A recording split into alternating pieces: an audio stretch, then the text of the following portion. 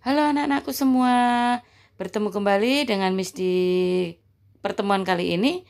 Dan pada pertemuan kali ini kita akan melanjutkan lagi pembelajaran kita, yaitu pada pembelajaran tema keempat, ya. Tema 4 dengan judul Sehat itu Penting, di mana kita akan pelajari subtema yang pertama, yaitu tentang peredaran darahku sehat. Nah, untuk kali ini kita akan pelajari pada pembelajaran 1 sampai dengan 3. Nah, seperti biasa, sebelum kita mulai pembelajaran kita pada pertemuan kali ini, kita akan berdoa terlebih dahulu. Berdoa, mulai. Selesai. Ya, anak-anakku sekalian, bagaimana kalian sudah siap untuk belajar pada pertemuan kali ini? Oke, mari kita belajar.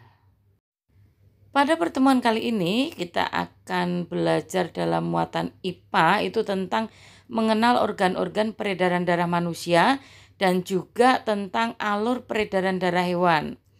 Sedangkan dalam muatan bahasa Indonesia kita akan belajar tentang ciri-ciri pantun dan bagaimanakah mengungkapkan isi pantun. Lalu dalam muatan SPDP kita akan mengenal tangga nada, ya. Dan di muatan IPS kita akan belajar tentang mengenal interaksi sosial di masyarakat. Dan di muatan PPKN kita masih belajar tentang sikap tanggung jawab. Oke, mari kita akan mulai pembelajaran kita pada pertemuan kali ini dalam muatan IPA. Ya, kalian perhatikan pada gambar di layar kalian ya. Di situ ada seorang naik sepeda ya, Siti namanya. Siti berangkat ke sekolah naik sepeda. Nah, naik sepeda itu juga merupakan kegiatan berolahraga. Bersepeda termasuk olahraga yang mendukung kebugaran dan dapat membantu melancarkan peredaran darah. Ayo, siapa di antara kalian yang sering bermain sepeda atau berolahraga sepeda pagi? Ya, bagus. Oke, sering-sering ya, supaya bisa mendukung kebugaran badan kalian, tubuh kalian, dan dapat membantu melancarkan peredaran darah. Nah, tahukah kalian, di dalam tubuh manusia yang bertugas mengangkut serta mengedarkan oksigen dan zat makanan itu adalah darah. Nah, oleh karena itu, darah sangat penting peranan bagi manusia.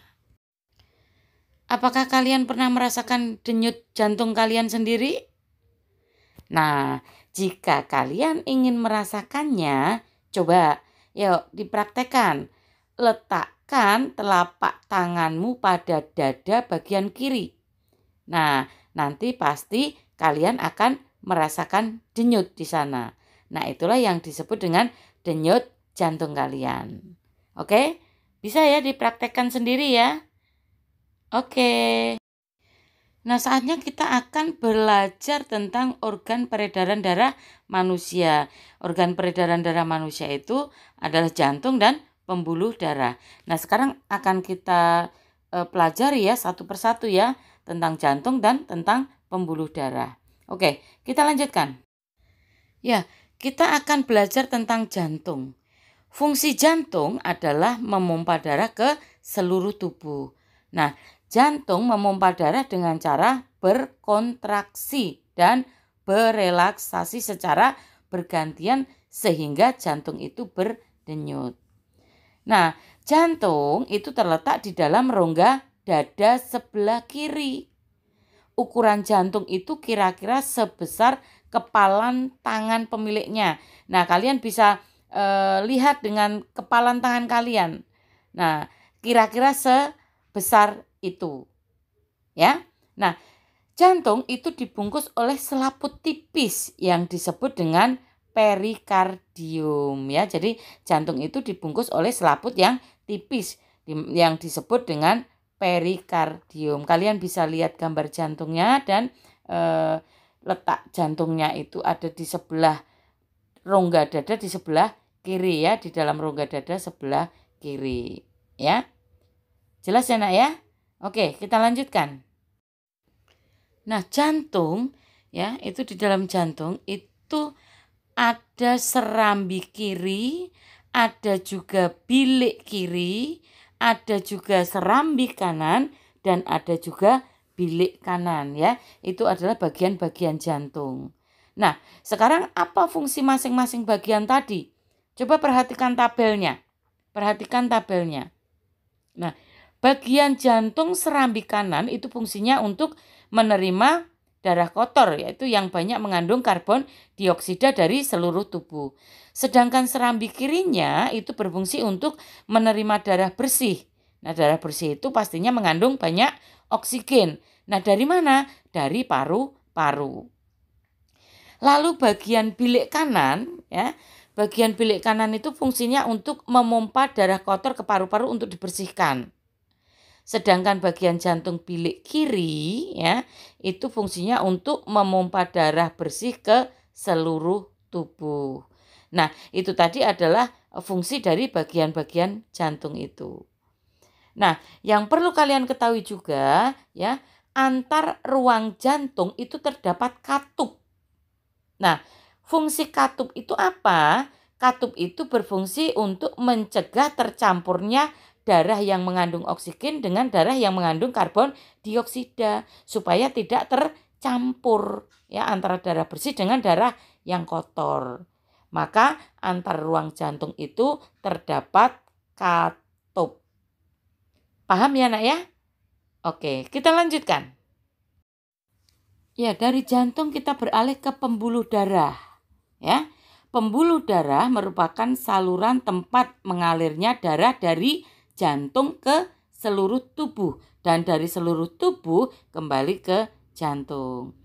Nah, kalian juga perlu tahu nih jenis pembuluh darah pada manusia ya. Nah, jenis pembuluh darah pada manusia itu ada satu, itu pembuluh nadi atau biasa disebut dengan arteri. Yang kedua itu pembuluh balik atau biasa disebut dengan vena. Dan yang ketiga yaitu pembuluh kapiler. Ya. Nah, sekarang kita akan ungkap satu persatu ya, pembuluh nadi atau arteri. Ya, pembuluh nadi atau arteri itu pembuluh yang mengalirkan darah keluar dari jantung. Kalau pembuluh balik atau pembuluh vena itu pembuluh yang membawa darah kembali ke jantung. Sedangkan pembuluh kapiler itu adalah pembuluh yang sangat halus terus menghubungkan antara pembuluh nadi dan pembuluh balik. Jadi pembuluh yang sangat halus yang menghubungkan antara pembuluh nadi dengan pembuluh balik itu disebut dengan pembuluh kapiler. Ya. Nah, akan kita lanjutkan lagi masih di pembuluh darah. Ya, sekarang kita akan belajar tentang perbedaan pembuluh darah antara pembuluh nadi dengan pembuluh balik. Ya. Kalau pembuluh nadi yang pertama itu letaknya di bagian dalam tubuh. Sedangkan pembuluh balik itu letaknya di dekat permukaan tubuh. Biasanya tampak kebiru-biruan tuh di tubuh kalian tuh. Ya. Lalu perbedaan yang kedua, kalau pembuluh nadi itu dinding pembuluhnya itu tebal, kuat dan elastis. Tetapi kalau pembuluh balik itu dinding pembuluhnya itu tipis dan tidak elastis. Lalu perbedaan yang berikutnya, kalau pembuluh nadi itu aliran darahnya berasal dari jantung, sedangkan pembuluh balik itu aliran darahnya menuju ke jantung. Lalu perbedaan yang keempat, kalau pembuluh nadi itu denyutnya itu terasa ya, seirama ya denyut jantungnya itu ya. Tetapi kalau pembuluh balik atau pembuluh vena itu denyutnya itu tidak terasa. Ya. Jadi itu tadi adalah perbedaan antara pembuluh nadi dengan pembuluh balik. Ya, sekarang kita akan belajar tentang proses peredaran darah ya. Ini masih peredaran darah pada manusia ya. Jadi proses peredaran darah manusia itu ada dua. Peredaran darah besar dan peredaran darah kecil. Nah, perhatikan untuk prosesnya atau untuk proses peredaran darahnya. Kalau peredaran darah besar itu dari jantung yaitu di bilik kiri, lalu ke seluruh tubuh dan kembali ke jantung ya, ke serambi kanan. Kalau peredaran darah kecil itu dari jantung di bilik kanan menuju ke paru-paru lalu kembali ke jantung serambi kiri. Ya, itu ya. Jadi kalian tahu ya, proses peredaran darah pada manusia itu ada dua, peredaran darah besar dan peredaran darah kecil. Kalau peredaran darah besar itu dari jantung ke seluruh tubuh kembali ke jantung. Tetapi kalau peredaran darah kecil itu dari jantung ke paru-paru kembali ke jantung. Ya, itu perbedaannya antara peredaran darah besar dengan peredaran darah kecil. Oke, Miss berharap kalian paham ya tentang ini ya. Oke, mari kita lanjutkan. Nah, selain manusia, hewan juga memiliki jantung dan sistem peredaran darah. Nah, darah akan mengangkut nutrisi ke seluruh tubuh hewan. Yuk kita pelajari yuk tentang peredaran darah pada hewan. Ya, sistem peredaran darah pada hewan itu ada sistem peredaran darah terbuka dan ada juga sistem peredaran darah tertutup. Nah, maksudnya bagaimana? Ya, sistem peredaran darah terbuka itu maksudnya darah tidak selalu berada dalam pembuluh darah dan tekanan alirannya itu lebih lambat. Sedangkan sistem peredaran darah tertutup, jadi darah itu selalu berada dalam pembuluh darah dan tekanan aliran darahnya itu dia lebih cepat kalau sistem peredaran darah tertutup. Ya, jadi ada sistem peredaran darah terbuka, ada sistem peredaran darah tertutup. Ya, kalau sistem peredaran darah terbuka pada hewan itu darah tidak selalu berada dalam pembuluh darah. Terus tekanan alirannya itu lebih lambat ya. Berbeda dengan sistem peredaran darah tertutup yang darahnya selalu berada dalam pembuluh darah dan alirannya itu lebih cepat. Ya, sekarang kita akan belajar sistem peredaran darah terbuka pada hewan di mana contohnya adalah serangga. Ya. Serangga memiliki sistem peredaran darah terbuka. Darah pada serangga yang disebut hemolimfa itu mengisi seluruh rongga tubuh dan berfungsi mengedarkan zat makanan, namun tidak dapat mengangkut oksigen. Nah, struktur jantung pada serangga itu masih sederhana, sehingga disebut jantung pembuluh.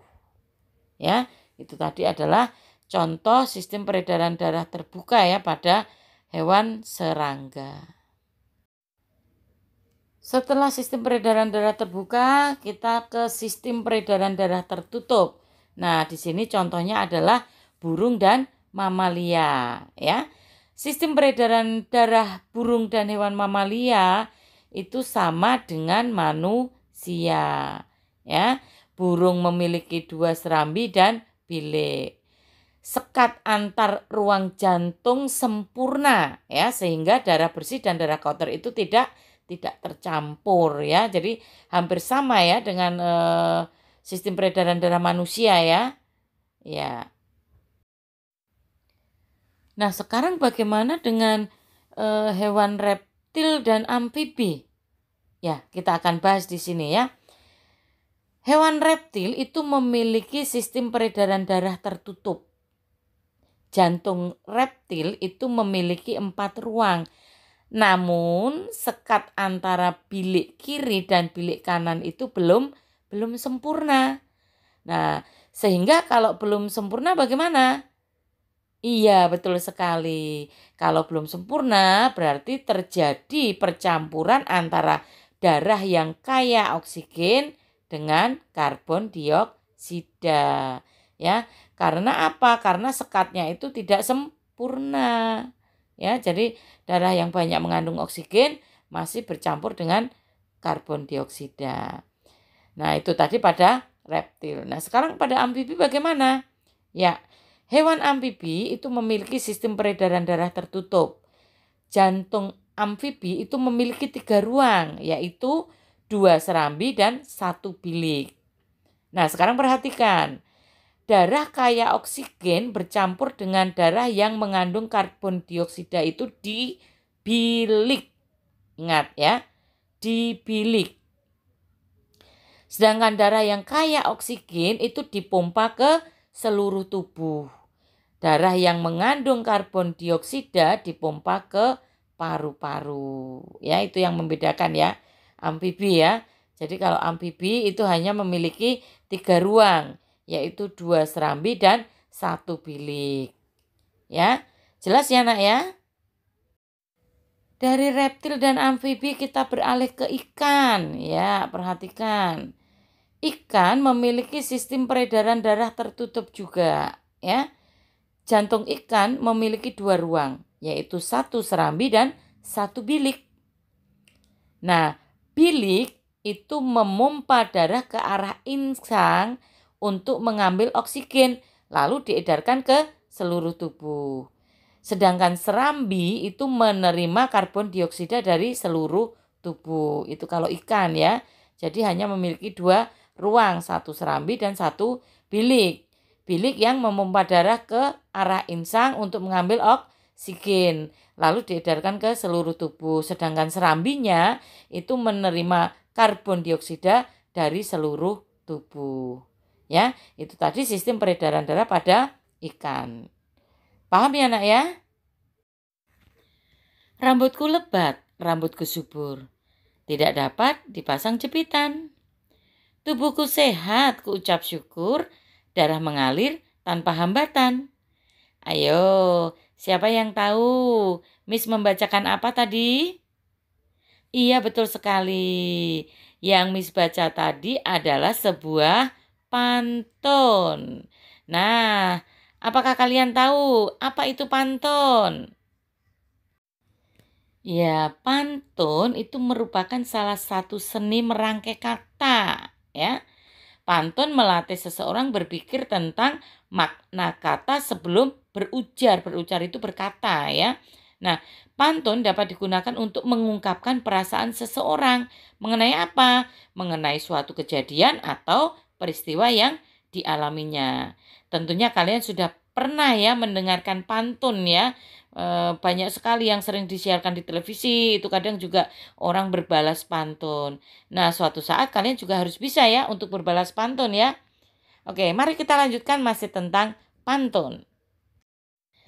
Nah, anak-anakku sekalian, yuk kita baca yuk pantun kita ini.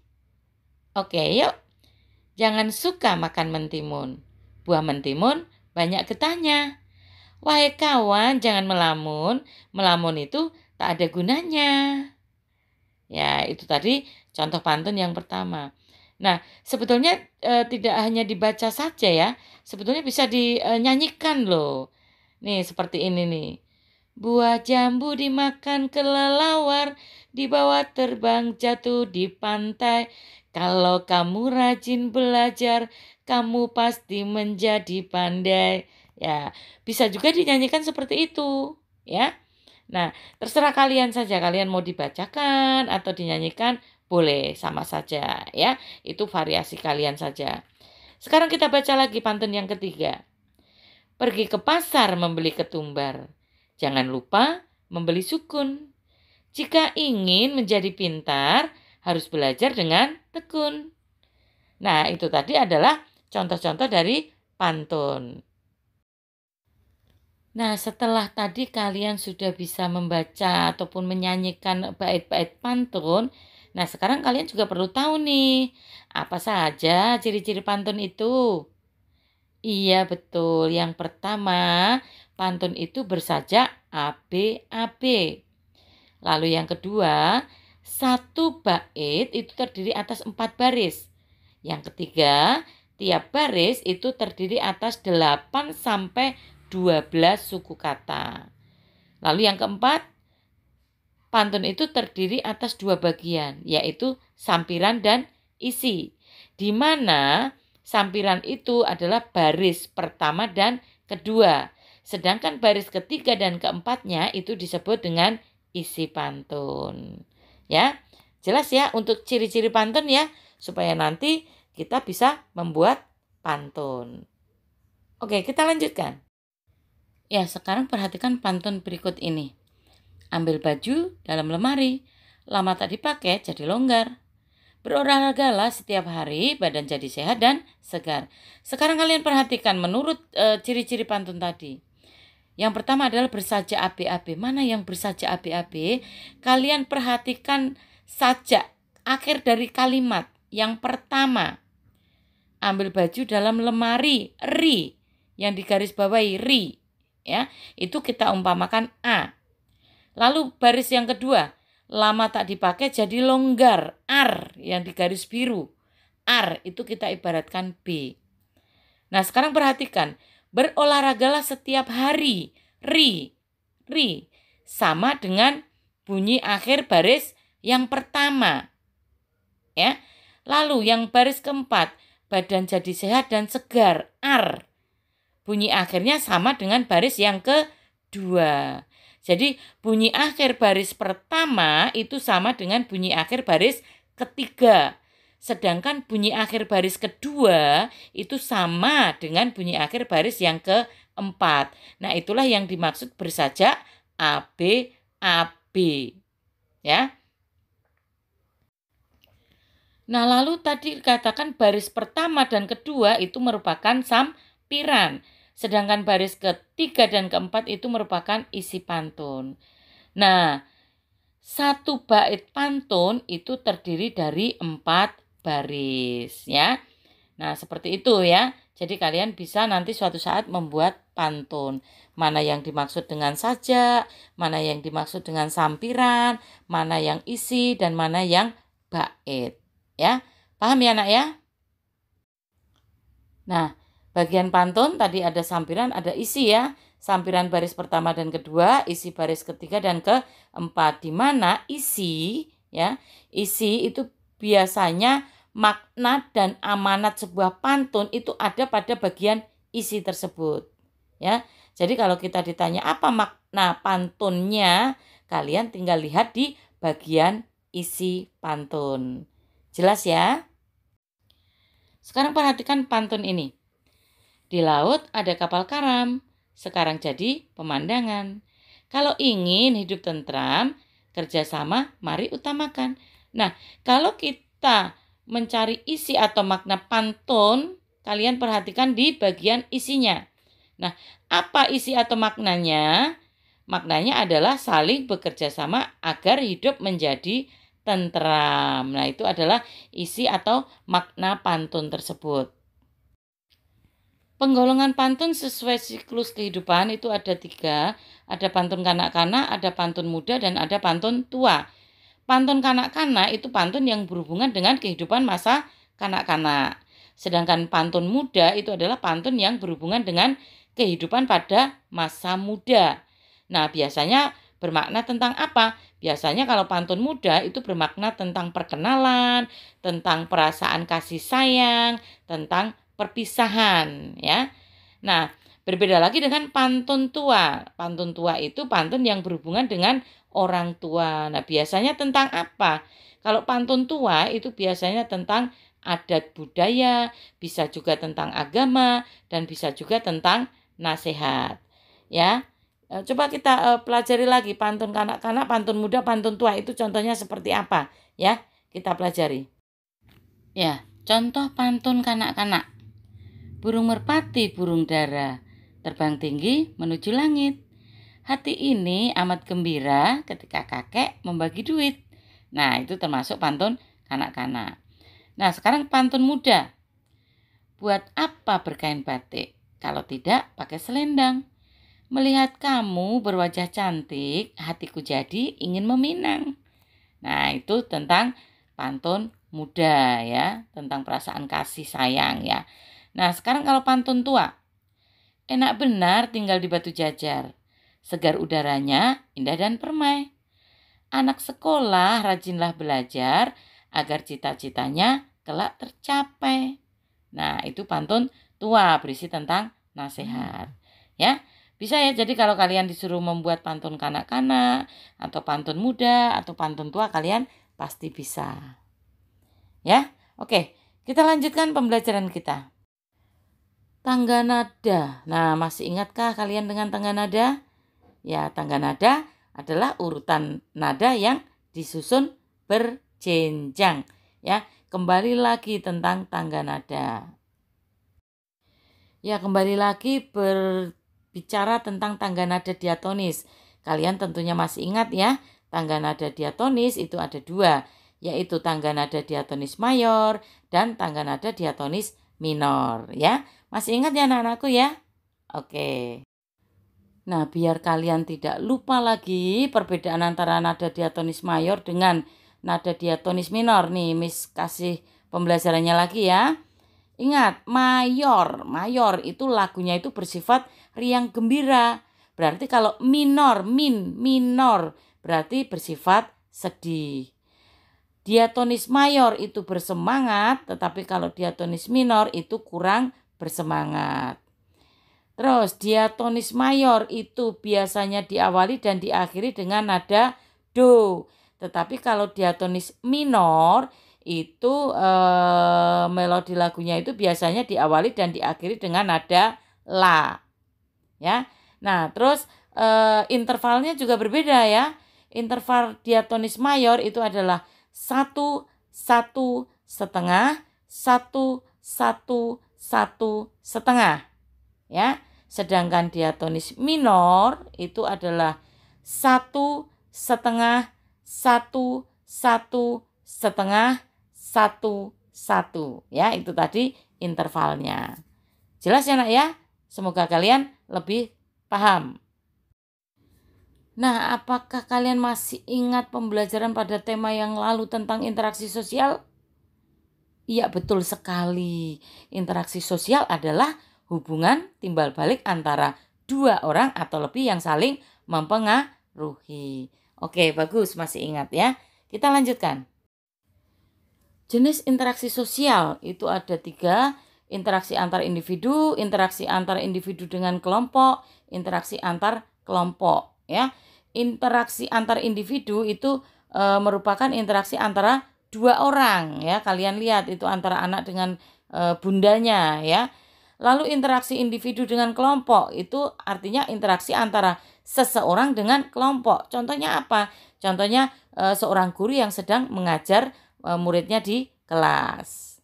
Lalu interaksi antar kelompok itu adalah interaksi antara dua kelompok. Contohnya apa? Contohnya tim kesebelasan sepak bola ya. Di sini mungkin antara Persija dengan Persibaya. Nah, seperti itu. Itu termasuk interaksi antar kelompok ya. Ini pada pertemuan tema yang lalu sudah kita bahas juga. Ini hanya mengingatkan lagi. Nah, dalam interaksi sosial itu ada interaksi yang mengarah pada persatuan, tetapi ada juga interaksi yang mengarah pada perpecahan. Nah, coba nih, kalau kalian disuruh memilih, kalian memilih interaksi yang mana ya? Interaksi yang mengarah pada persatuan atau interaksi yang mengarah pada perpecahan? Coba kalian pikir dulu. Nah, iya betul sekali. Kalian memilih interaksi yang mengarah pada persatuan. Jadi kalian jangan memilih interaksi yang mengarah pada perpecahan. Itu tidak boleh ya. Itu harus kita buang jauh-jauh. Tetapi kita harus mengutamakan dan kita harus memilih interaksi yang mengarah pada persatuan. Nah, anak-anakku semua, masyarakat Indonesia itu hidup tersebar di berbagai wilayah Indonesia. Ya. Nah, Indonesia itu memiliki beragam karakteristik. Oleh karena itu, setiap warga negara itu hendaknya saling menjaga interaksi yang baik untuk menghindari konflik dan perpecahan dalam masyarakat. Seperti yang kita pilih tadi ya, kita memilih interaksi yang menuju pada persatuan. Nah, dengan menjaga interaksi yang baik antara seluruh masyarakat dan segala aspek sosial itu bisa mendukung pembangunan nasional. Ya, jadi jangan memilih interaksi yang menimbulkan perpecahan, tetapi pilihlah interaksi yang menuju ke persatuan dan kesatuan. Ya, kita sekarang lanjutkan ke muatan pembelajaran kita yang terakhir, yaitu muatan PPKN. Ya, kalian bisa lihat itu adalah sebuah gambar di mana masyarakat sedang melaksanakan kerja bakti. Ya, kerja bakti merupakan kewajiban sekaligus tanggung jawab setiap warga masyarakat. Nah, sebagai warga masyarakat, kita juga berhak untuk hidup di lingkungan yang bersih dan sehat. Untuk itu, kewajiban dan tanggung jawab itu harus kita laksanakan dengan sebaik-baiknya. Salah satu contohnya di sini adalah kerja bakti, ya, gotong royong, bisa juga menengok orang sakit, ya, itu juga termasuk merupakan kewajiban dan tanggung jawab setiap warga masyarakat. Oke, kita lanjutkan. Ya, berbicara tentang kewajiban dan tanggung jawab, kita kembali mengulas kembali ya. Apa itu hak, apa itu kewajiban, dan apa itu tanggung jawab, biar kalian tidak lupa lagi ya. Apa itu hak? Ya, betul sekali. Hak adalah segala sesuatu yang didapatkan manusia sejak lahir, itu namanya hak. Sedangkan kewajiban itu adalah segala sesuatu yang harus dilaksanakan oleh seseorang. Nah, sedangkan tanggung jawab itu adalah sesuatu yang harus dilakukan dengan kesadaran untuk melaksanakan kewajiban. Ya, nah itu tadi adalah pengertian hak, kewajiban, dan tanggung jawab. Ya, semoga kalian memahami ya pengertian hak, kewajiban, dan tanggung jawab, dan kalian juga bisa memberikan contoh-contohnya. Ya, anak-anakku semua, itu tadi materi pembelajaran kita pada pertemuan kali ini. Kiranya apa yang disampaikan pada materi ini bisa kalian pahami, dan yang baik bisa kalian lakukan ya. Kalau yang jelek jangan dilakukan ya. Nah, semoga materi pada pertemuan kali ini bermanfaat untuk kita semua ya. Nah, cukup sampai di sini dulu ya. Pesan Miss, kalian harus tetap jaga kesehatan, kalian harus tetap semangat ya meskipun masih belajar dari rumah. Ya, anak-anakku sekalian, sampai di sini dulu, dan jangan lupa karena kita diawali dengan doa, kita akhiri juga dengan berdoa ya. Berdoa untuk menutup materi pada pertemuan kali ini. Ya, berdoa mulai. Selesai. Ya, terima kasih anak-anakku semua. Salam sehat selalu. Sampai bertemu kembali pada pertemuan atau materi yang selanjutnya. Bye-bye.